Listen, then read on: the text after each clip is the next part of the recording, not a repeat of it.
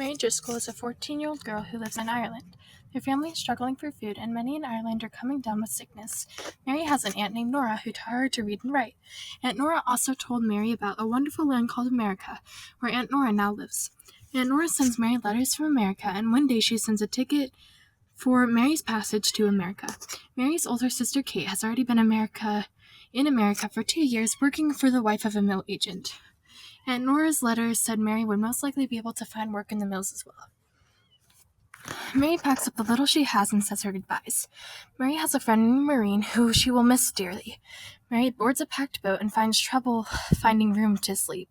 Luckily, a man and his wife, Mr. and Mrs. O'Donnell, invite Mary to join them. The O'Donnells are coming to America to be with their daughter Alice. At night, Mary's bed is very packed with the others, and it's quite uncomfortable. Mary also meets another family who have twin girls and a son.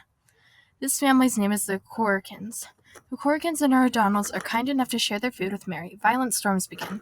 Mr. O'Donnell comes down with a fever, and there's no doctor on board to care for them. Mary meets a friend named Sean Riordan. Mr. O'Donnell passes away. Mary comes down with a ship fever, but heals after a few days. Mrs. O'Donnell also comes down with the fever and passes away. Mary promises she will somehow try to find their daughter Alice when she arrives in America. A man on the ship sells dolls, and Mary wishes she could get one for the twins, Molly and Sophie, but the next day, Sean surprises the twins with a doll, and even says he will teach their brother Brendan to whistle. Mr.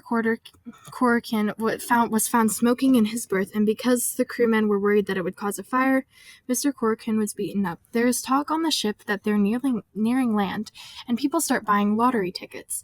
At long last, the ship arrives in Lowell, Massachusetts. When they arrive, a medical officer boards their ship to inspect people to see if they are healthy enough. A little boy is found to be sick and is carried away. Mr. Corrican is led away as well.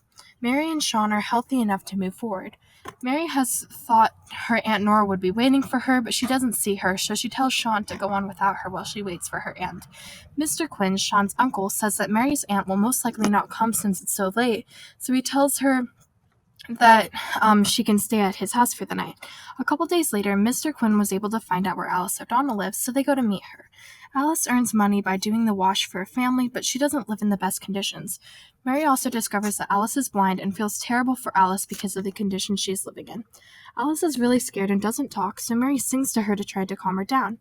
Mary is able to get Alice to talk. Mr. Quinn is finally able to talk to the family Alice works for and convince them to let Alice stay with Mr. Quinn and his wife until they find out what is best for her. Aunt Nora never got the letter she was supposed to, saying what ship Mary was on, which is why she never came. When she does notice that Mary is in America, she sends Kate to Mr. Quinn's to go get her. Kate takes Mary to the Apcott's house. Mrs. Apcott is the one Kate works for. In the morning, Mary gets up and decides to explore Mr. Abbott's house. Mary is amazed by how fancy it is, but is startled when she hears the floorboards cracking. Mary is luckily able to quietly open the doorknob and tiptoe down the hall back to the room she was sleeping in before anyone notices. Later, Kate and Mary walk to the mills. Mary signs a paper and will start working in a few days. Mary then goes to Aunt Nora's house, which is in a place called the Arse, where only the Irish live. The houses there are crammed together. Mary is happy to see her aunt again after so long, but sad to see her aunt having to use a cane because of her bad leg. Living with Aunt Nora are the Denleys, a mother and her son named John.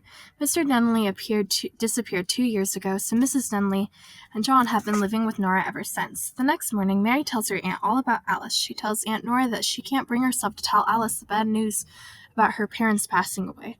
A couple of days later, it is Mary's first day to work in the mills. Mr. Fowler, who works in the mills, says that one of the girls will teach Mary her tasks. A girl named Annie Clark explains to Mary that she will be in charge of changing the bobbins on the spinning frame.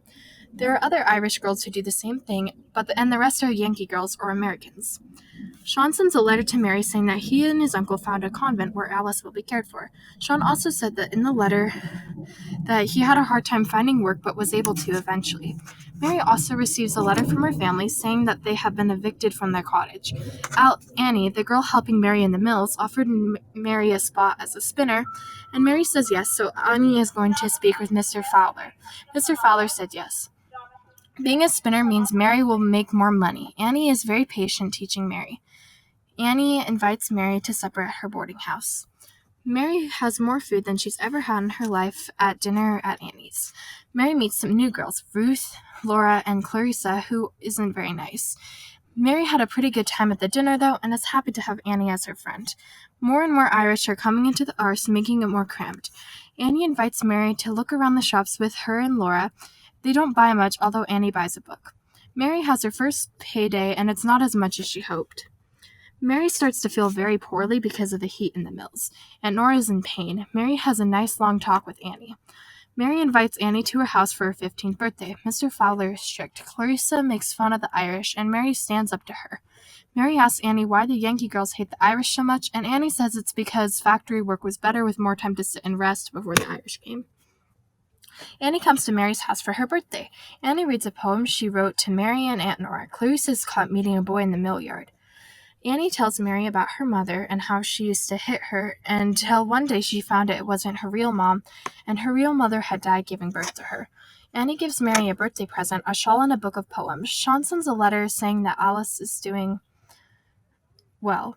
Ruth packs up and decides to quit working in the mills. Clarissa's hair is caught in a machine at the mills, and her scalp was pulled off. Mary receives a letter saying that her parents have passed away. Mary continues to feel worse from working so long in the hot mills. Mr. Quinn sends a letter informing of a mob that attacked homes and churches in the Irish district. The mob moved toward the convent where Alice was, and luckily Sean was able to help evacuate the convent and get Alice to safety. Unfortunately, Sean was wrongly blamed for the violence that occurred and was locked up. Mr. Quinn is working on getting the bail money. Alice is currently staying with Mr. Quinn. Mary has a plan to use her money earned from the mills to bail Sean out. Aunt Nora gives her permission to do so. Sean fled from Boston as soon as Mary bailed him out. Annie left the mills and traveled to Wisconsin, eventually marrying. Kate married a man named Dennis Kelly, and they had 2 children. Laura and Mary, with Mr. Quinn's help, placed Alice in the hands of the Perkins Institute for the Blind, where she was well cared for. Mary Driscoll died during the epidemic of 1849 when she was 17.